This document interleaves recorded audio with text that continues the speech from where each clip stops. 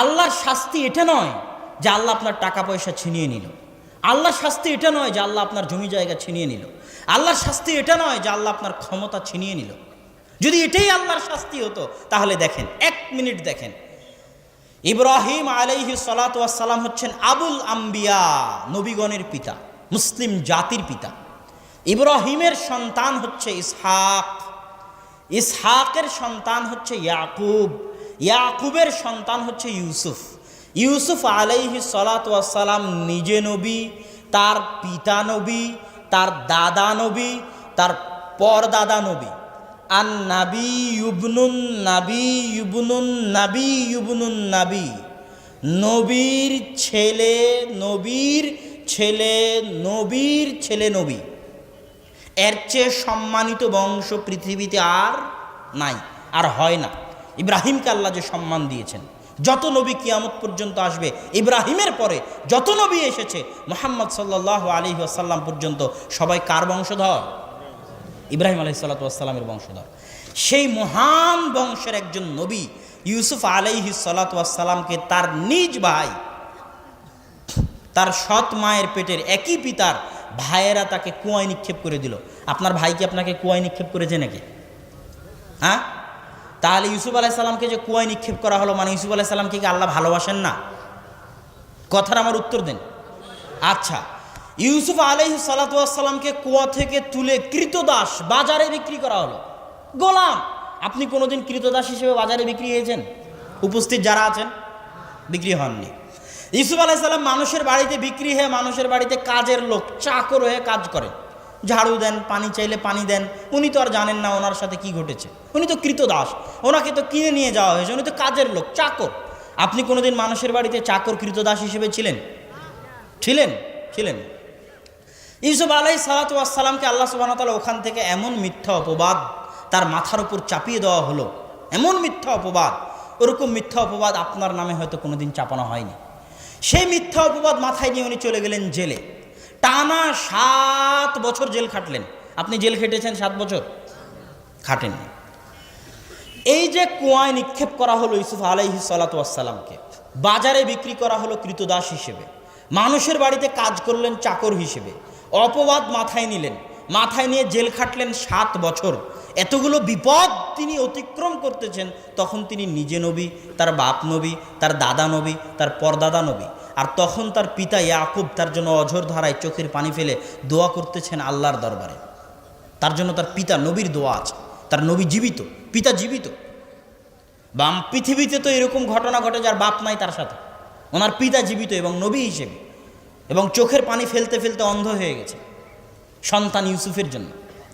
তাহলে এবার বলেন, প্রশ্ন উপস্থিত জনতার নিকটে, যে ইউসুফ আলাইহিস সালাতু ওয়াস সালামকে আপনারা যেহেতু বলছেন যে আল্লাহ তাকে ভালোবাসে, আপনারা যেহেতু দাবি করতেছেন, তো আল্লাহ যে তাকে ভালোবাসে, এই ভালোবাসার প্রমাণটা কোথায়? উত্তর দেন, আমি উত্তর চাচ্ছি। যে অন্য একটা উত্তর চাচ্ছি। আচ্ছা, আমি উত্তর দিই। আল্লাহ সুবহানাহু ওয়া তাআলা যে তাকে ভালোবাসেন, এটা তার পুরো জীবনীতে সবচেয়ে বড় প্রমাণ যে আল্লাহ তাকে জেনার মতো অপরাধ থেকে বাঁচিয়ে দিয়েছেন। আল্লাহু আকবার। তাহলে এবার বুঝেন তার উল্টাটা, এবার তার পাল্টাটা বুঝেন, যে আপনার উপর আল্লাহর দয়া আছে না নাই? আপনার টাকা পয়সা নাই, মনে করছেন আমার উপর দয়া নাই, খেতে পাই না, মনে করছেন দয়া নাই। আর ইউসুফের চাইতে কষ্ট আপনি কোনোদিন করেনই। তাহলে ইউসুফের উপর আল্লাহর দয়া ছিল, তার প্রমাণ আল্লাহ সুবহানাহু ওয়া তাআলা তাকে জেনা থেকে বাঁচিয়েছেন, জেনার মতো মহা অপরাধ থেকে বাঁচিয়েছেন। এবার আপনি শুনেন, আপনার জন্য আল্লাহর পক্ষ থেকে সবচেয়ে বড় শাস্তি, সবচেয়ে বড় গজব, সবচেয়ে বড় আযাব এটাই যে আল্লাহ সুবহানাহু ওয়া তাআলা আপনাকে জেনার মতো অপরাধে লিপ্ত রেখেছে। আপনার জন্য আল্লাহর পক্ষ থেকে সবচেয়ে বড় শাস্তি, সবচেয়ে বড় আযাব, সবচেয়ে বড় গজব এটাই যে আল্লাহ আপনাকে সুদের মতো মহা অন্যায় মহা অপরাধে লিপ্ত রেখেছে, আপনার জন্য আল্লাহর পক্ষ থেকে শাস্তির এটাই সবচেয়ে বড় প্রমাণ যে আল্লাহ আপনাকে ফ্রি ফায়ার পাবজির মতো নিকৃষ্ট গেমে ব্যস্ত রেখেছে, আপনার উপর আল্লাহর শাস্তির আযাব গজবের এটাই প্রমাণ যে আল্লাহ আপনাকে মদ নেশা জুয়ার আড্ডায় ব্যস্ত রেখেছে, আপনার উপর আল্লাহর শাস্তির সবচেয়ে বড় প্রমাণ এটাই যে আপনি আল্লাহর দয়া পান না, আপনি আল্লাহর রহমত পান না, আপনি আল্লাহর করুণা বঞ্চিত, আল্লাহর করুণা দৃষ্টি আপনার উপর নাই। কোন ভাগাড়ে পড়ে আপনি মারা যাবেন এটা আল্লাহ পরোয়া করে না। আপনি আল্লাহর দরবার থেকে বিতাড়িত, আল্লাহর রহমত থেকে বিতাড়িত, আল্লাহর করুণা থেকে বিতাড়িত, এটাই আপনার জন্য আল্লাহর পক্ষ থেকে সবচেয়ে বড় শাস্তি। অতএব আল্লাহর কাছে দোয়া করুন আল্লাহ যেন আমাদেরকে তার রহমত থেকে বঞ্চিত না করে। আল্লাহুম্মা আমিন। আল্লাহ যেন আমাদেরকে তার দাসত্ব করার তৌফিক দান করে। আল্লাহুম্মা আমিন।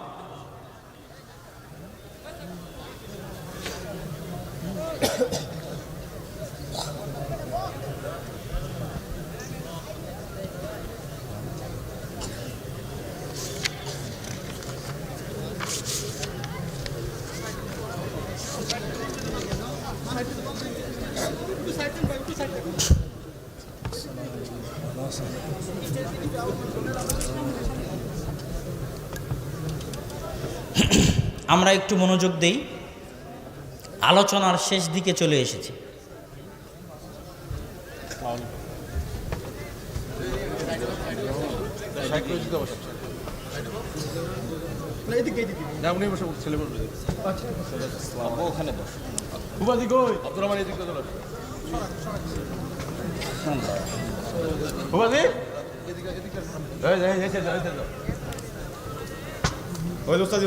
বক্তব্যের শেষে জরুরি 2 থেকে 3টে কথা।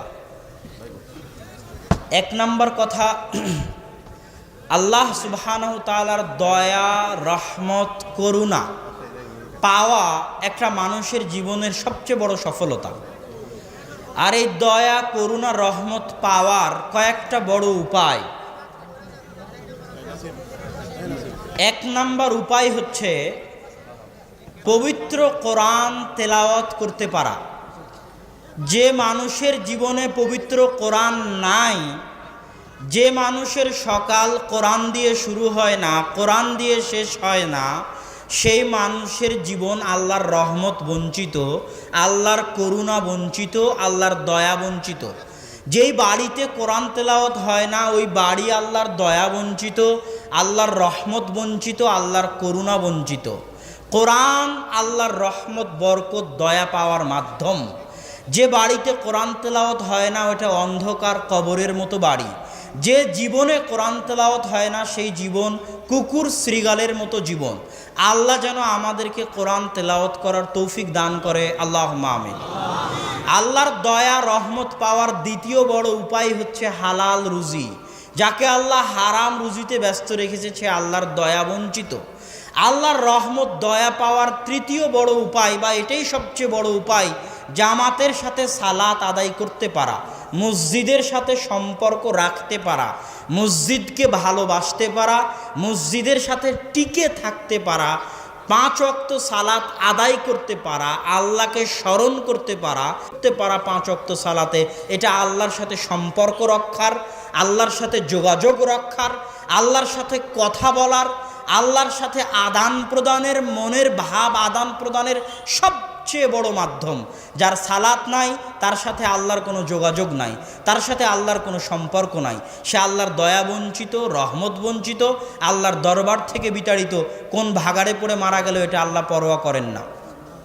আর একটা মানুষ যে মিসকিন রাস্তা দিয়ে হাঁটে, যার সমাজে কোনো দাম নাই, যাকে সমাজের মানুষ মূল্যায়ন করে না, যার কথা শোনা হয় না, যারকে দাম দেওয়া হয় না, যাকে অনুষ্ঠানে ডাকা হয় না, তার সাথে যদি আল্লাহর যোগাযোগ, আল্লাহ সুবহানাহু ওয়া তাআলার সম্পর্ক থাকে, আর ওই মানুষের সাথে যদি কেউ শত্রুতা করে তো আল্লাহ তার সাথে শত্রুতা করবেন। এটা আল্লাহ সুবহানাহু ওয়া তাআলার সাথে সম্পর্ক রক্ষা করার সবচেয়ে বড় পাওয়ার। এই বিষয়ে বহু হাদিস আছে যেগুলো আপনাদের সামনে পাঠ করা যায়। আলোচনার শেষাংশে দানের জন্য আবেদন করা হয়েছে, বিশাল প্রোগ্রাম, হাজারো মানুষের উপস্থিতি। এই প্রোগ্রাম আয়োজন করতে অবশ্যই খরচ আছে। দানের বিষয়ে আমি শুধু এতটুকু বলবো, কাফের মুশরিকও যদি দান করে, ইবনুল কাইয়িম রাহিমাহুল্লাহ বলতেছেন, গরিব মিসকিনকে যদি কাফের মুশরিকও সহযোগিতা করে, তো আল্লাহ ওই কাফের মুশরিককেও তার দানের প্রতিদান দুনিয়াতেই দিবেন, তার বিপদ আপদ দূর করার মাধ্যমে। আল্লাহ সুবহানাহু ওয়া তাআলা আমলের প্রতিদান দেন আমলের মতো, এটা আল্লাহর নিয়ম। আমলের প্রতিদান দেন আমলের মতো, যেমন কাজ তেমন ফল। উদাহরণ, জাহান্নামে জোনাত যারা জেনাকারী তারা জ্বলবে উলঙ্গ অবস্থায়, লজ্জা স্থান থেকে দুর্গন্ধ বের হবে। কেন লজ্জা স্থান থেকে দুর্গন্ধ বের হবে? ওই লজ্জা স্থান দিয়ে দুনিয়াতে জেনা করতো, তাই লজ্জা স্থান দিয়ে দুর্গন্ধ বের হবে। কাজ যেমন ফল তেমন। যে সুদখোর তাকে রক্তের নদীতে ফেলে দিয়ে তাকে পাথর নিক্ষেপ করা হবে। যে আলেম জ্ঞান অনুযায়ী আমল করতো না, তার মাথা পাথর দিয়ে নিক্ষেপ করে মাথা ফেড়ে ফেলা হবে। কেন? জ্ঞান তার মাথায় ছিল, শাস্তি মাথায়।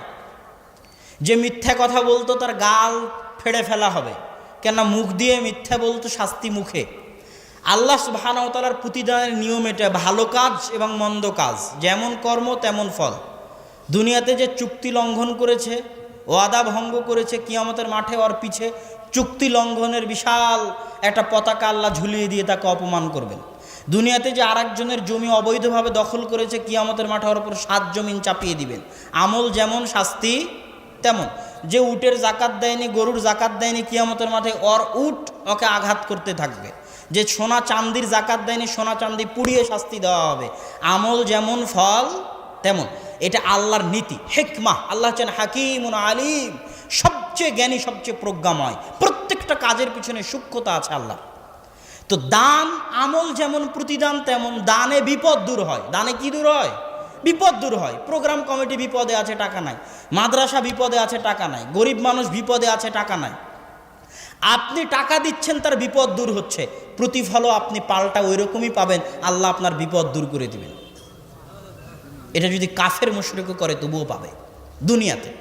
কেননা কিছু কিছু কাজের প্রতিদান আল্লাহ দুনিয়াতেই দেন, ভালো কাজ মন্দ কাজ। আর সবচেয়ে দ্রুত যে খারাপ কাজের প্রতিদান আল্লাহ দুনিয়াতে দেন, সবচেয়ে দ্রুত যে খারাপ কাজের প্রতিদান আল্লাহ দুনিয়াতে দেন, তার একটা হচ্ছে পিতা মাতার অবাধ্য হওয়া। সবচেয়ে দ্রুত। পরকালের জন্য যেটা আছে ওটা পরে, যে পিতা মাতাকে কষ্ট দিবে, ওর শাস্তি দুনিয়াতে ওকে পেতেই হবে। আরও অনুভব করতে পারবে যে পিতা মাতাকে কষ্ট দেওয়ার জন্যই আমারই শাস্তি। এটা সহিহ ইবনে হিব্বানের হাদিস।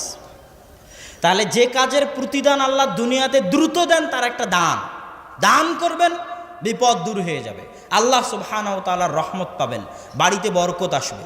তো কেউ যদি আপনাদের ভিতরে প্রবেশ করে, আর একটা জিনিস মনে রাখবেন, যত মানুষের রিজিকের দায়িত্ব আপনি উঠাবেন, তত মানুষের রিজিকের ব্যবস্থা আল্লাহ আপনার হাত দিয়ে করিয়ে দিবে। আপনার স্ত্রী তার রিজিক নিয়ে পৃথিবীতে এসেছে, আপনার সন্তান তার রিজিক নিয়ে পৃথিবীতে এসেছে।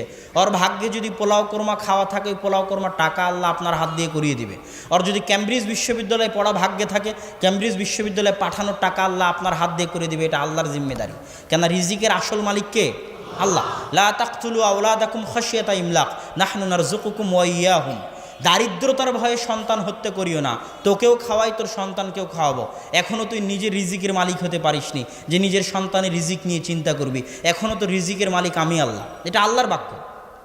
এবং আল্লাহ সুবহানাহু ওয়া তাআলা মানুষকে বলেননি যে তোমার পকেটের টাকা দাও, ইউনফিকুনা মিম্মা রাযাকনাহুম। আল্লাহ বলেনি তোমার পকেটে যে টাকা আছে সেটা দাও। আল্লাহ বলছে তোমার পকেটে যে টাকা আছে এটা আমার দেওয়া টাকা। তুমি যে 100 বিঘা সম্পত্তির মালিক, ওটা আমার দেওয়া। 100 তলা বিল্ডিংয়ের মালিক, ওটা আমার দেওয়া। মিন ফাজলি রব্বি, আল্লাহর দয়া। আল্লাহ চাইলে নিমিষে ধ্বংস করে দিতে পারেন। তুইজ্জু মান তাশা ওয়া তুযিল্লু মান তাশা, তানজিউল মুলকা মিম্মান তাশা ওয়া তুতিল মুলকা মিম্মান তাশা। যাকে ইচ্ছা তাকে ক্ষমতা দিতে পারেন, ক্ষমতা থেকে নামাতে পারেন, সম্মান দিতে পারেন, অপমান করতে পারেন। এটা আল্লাহর সেকেন্ডের খেলা, এটা আল্লাহ করে থাকেন। পৃথিবীর মানুষের চোখের সামনে আল্লাহ সুবহানাহু ওয়া তাআলা এটা করে থাকেন। তাহলে আপনার পকেটের টাকা আল্লাহ দান করতে বলছে, এটা আপনার নয়, ওটা আল্লাহর দেওয়া। আল্লাহ নিজে বলছে আল্লাহর দেওয়া টাকা আপনি আল্লাহর রাস্তায় ব্যয় করেন, আল্লাহ আবার আপনার বিপদ আপদ দূর করে দিবে। টাকাও আপনার, টাকাও আল্লাহর, খরচও করলেন আল্লাহর রাস্তায়, আবার আল্লাহই বলছে আমারই টাকা আমার রাস্তায় খরচ করো, আমি তোমার বিপদ দূর করে দেব। কত বড় দয়াবান আল্লাহ সুবহানাহু ওয়া তাআলা। তো কেউ যদি আশপাশ থেকে ঢুকেন দানের জন্য, সহযোগিতার জন্য, আমি জানি না, আমাকে বলা হয়েছিল যে ঢুকবেন, তাহলে ঢুকলে অবশ্যই আপনারা তাদেরকে দান করার চেষ্টা করবেন। দ্বিতীয় তৃতীয় জরুরি কথা, জামিয়া সালাফিয়ার কনফারেন্স 4-5 মার্চ আমাদের নাসিম ভাই উনি এই প্রোগ্রামের অনেক পরিশ্রম করেছেন এবং উনি সালাফি কনফারেন্সে গিয়ে থাকেন, মানুষজন নিয়ে গিয়ে থাকেন। ওখানে দেশের বড় বড় আলেম ওলামা আসে এবং ঢাকার বুকে একটা বৃহত্তম প্রতিষ্ঠান আহলে হাদিসদের, এবং আরও বড় হবে। এবং এত বিশাল জায়গা ঢাকার মাটিতে আহলে হাদিসদের, এটা খুব আল্লাহ সুবহানাহু ওয়া তাআলার পক্ষ থেকে বড় দয়া, বড় নেয়ামত। এই দয়া, এই নেয়ামতের মূল্যায়ন আপনাদেরকেই রাখতে হবে। এটার জন্য দোয়া করা, সহযোগিতা করার দায়িত্ব আপনাদের। নেয়ামতকে ধরে রাখতে হয় শুকরিয়া আদায়ের মাধ্যমে। নেয়ামতকে ধরে রাখতে হয় কিসের মাধ্যমে? শুকরিয়া আদায়ের মাধ্যমে। এত বড় বিশাল নেয়ামত কি দিয়ে শুকরিয়া আদায় করবেন? ভালোভাবে পরিচালনা, সহযোগিতা, দান করা, প্রোগ্রামে অংশগ্রহণ করা, এটাই শুকরিয়া আদায়। আরও যদি বেশি করেন আল্লাহ আরও বড় করে দিবে। আরও শুকরিয়া আদায় করবেন আল্লাহ আরও বড় করে দিবে। আল্লাহর রাজত্বের তো অভাব নাই, আল্লাহর খাজানার তো অভাব নাই। সুতরাং জামিয়া সালাফের এই কনফারেন্সে 4-5 মার্চের কনফারেন্সে উপস্থিত হওয়ার আবেদন। দলে দলে উপস্থিত হবেন, দেশ বিদেশের বড় বড় আলেম ওলামা থাকবেন। আর তৃতীয় আবেদন, মাসিক আল ইতিসাম না নিয়ে কেউ যাবেন না। বই পুস্তক যেগুলো আছে সেগুলো নিয়ে যাবেন। আর শেষ আবেদন, দোয়া আমাদের জন্য, আব্বুর জন্য, আমাদের পরিবারের জন্য, আপনাদের নিজেদের জন্য। আমরাও আপনাদের জন্য দোয়া করি, আপনারাও আমাদের জন্য দোয়া করবেন যেন আল্লাহ সুবহানাহু ওয়া তাআলা মানুষের বদ নজর, কুল আউযু বিরাব্বিল ফালাক মিন শাররি মা খালাক ওয়া মিন শাররি গাসিকিন ইযা ওয়াকাব ওয়া মিন শাররিন নাফাসাতি ফিল উকদ ওয়া মিন শাররি হাসিদিন ইযা হাসাদ। হে আল্লাহ, হিংসুকের হিংসা থেকে আপনি পরিত্রাণ দান করেন। এই যে 3 বাপ বেটা প্রোগ্রাম করা হচ্ছে, এটা নিয়ে মানুষের হিংসার শেষ নাই। যারা ফেসবুক চালান তারা বুঝতে পারবেন। তো এটার জন্য আপনাদের দোয়ার মুহতাজ আমরা, কেননা বদ নজরের প্রভাব আছে। আল্লাহ রাসূল বলছেন, তাকদীর, ভাগ্যের ওপর যদি কোনো কিছু প্রাধান্য পায় তাহলে সেটা বদ নজর। আল আইন হাক্কুন, বদ নজর সত্য। তাহলে আমরা মানুষের বদ নজরে পড়ে গেছি, আমরা মানুষের হিংসায় পড়ে গেছি। বাঁচতে পারবো আপনাদের দোয়ায়। আপনারা দোয়া করবেন যেন আল্লাহ সুবহানাহু ওয়া তাআলা আমাদেরকে হেফাজত করে। আল্লাহুম্মা আমিন। এবং আল্লাহ আমাদেরকে যে যেটা দিয়েছেন, জ্ঞান হোক, যেটাই হোক, যত স্বল্পই হোক, এটাতে যেন আল্লাহ সুবহানাহু ওয়া তাআলা আরও বরকত দান করেন। আল্লাহুম্মা আমিন। এবং আল্লাহ আমাদের সবাইকে যেন ঈমানের উপর মৃত্যু দান করেন। আমিন। এবং আমাদের সবাইকে যেন কোরআন না শিখে মৃত্যু দান না করেন। কেউ কোরআন না শিখে মারা যাবেন না, আল্লাহর ওয়াস্তে। কেউ কোরআন না শিখে মারা যাবেন না, আল্লাহর ওয়াস্তে। ঈমানবিহীন মারা যাবেন না, কোরআনবিহীন মারা যাবেন না। আল্লাহ যেন আমাদেরকে কোরআন পড়া অবস্থায়, কোরআন পড়ে, কোরআন শিখে ঈমানের উপর মৃত্যু দান করেন। আল্লাহুম্মা আমিন। ওয়া আখিরু দাওয়ানা আনিল হামদুলিল্লাহি রাব্বিল আলামিন। আসসালামু আলাইকুম ওয়া রাহমাতুল্লাহি ওয়া বারাকাতুহু। ওয়া সাল্লাল্লাহু আলান নবী ওয়া